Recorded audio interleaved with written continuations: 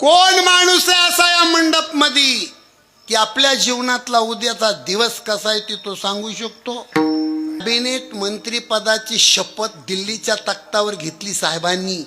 महाराष्ट्रामध्ये येऊन 2 संतांचं दर्शन घेतलं आणि वापस जाऊन प्राण सोडला. उद्या मी दिल्लीला मरणार आहे असं कळलं असतं तर तुमच्या आमच्या भेटी घेतल्या असत्या.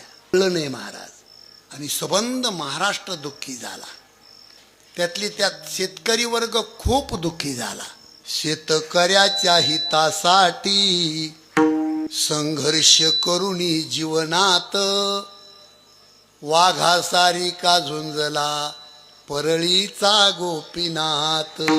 दिल्लीच्या दरबारी आवाज घुमतो नाथाचा, मोडणार पण वाकणार नाही भक्त भगवान बाबाचा.